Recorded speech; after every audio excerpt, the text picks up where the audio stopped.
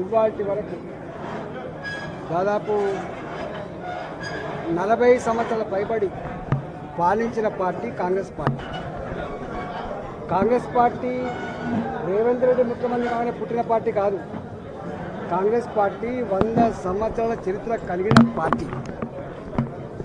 ఇక్కడ ఆనాడే కాంగ్రెస్ పార్టీ అధికారంలో ఉన్ననాడు 30 ఏళ్ల క్రితం 40 ఏళ్ల క్రితం చెరువులలో పట్టాభూములు ఉంటాయి. చెరువులలో ఉండే పట్టాభూములు అవి ఎఫ్టీఎల్ కావచ్చు.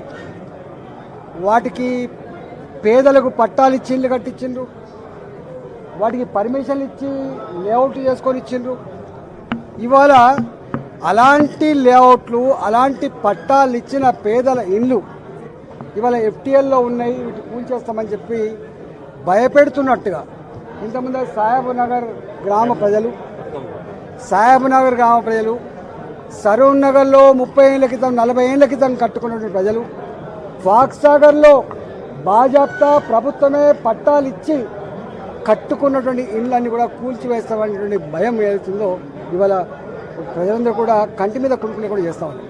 నేను అంటా ఉన్నా, హైడ్రా గురించి నీ అక్రమాల చిట్టాల గురించి నీ దందాల గురించి నేను మాట్లాడుతుంది, కానీ సామాన్య ప్రజల్ని వేధించే భయభ్రాంతులకు గురి చేసేటువంటి పద్ధతులలో మీరు ఆలోచన చేస్తుందా రేవంత్ రెడ్డి అని చెప్పి అడుగుతూ ఉన్నాం.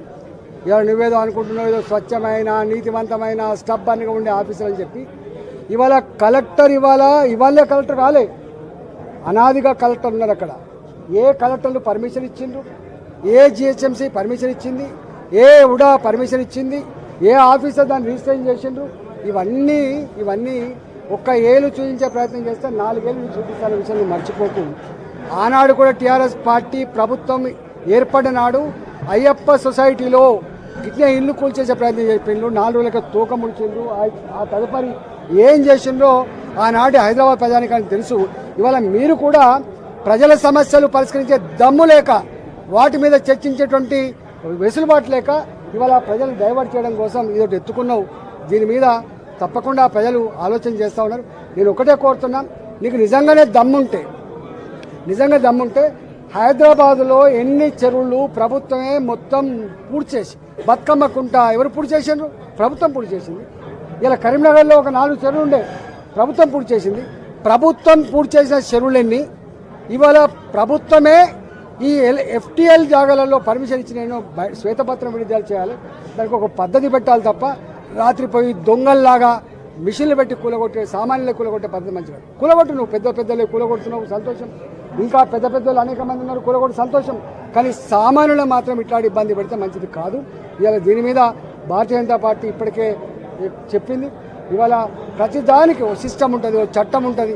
చట్టాన్ని పక్కకు పెట్టి, సిస్టాన్ని పక్కకు పెట్టి, తాత జాగీర్ లాగా ఇవాళ హీరో అన్నట్టుగా ఈ పార్టీ ఇప్పుడే పుట్టినట్టుగా, ధర్మం కోసమే ఉన్నట్టుగా, అక్రమాలన్నీ కూడా ఆపుతున్నట్టుగా ఇవాళ పోజు పెట్టే పద్ధతి మాత్రం మంచిగా లేదని చెప్పి నేను దీన్ని తీవ్రంగా హెచ్చరిస్తాను.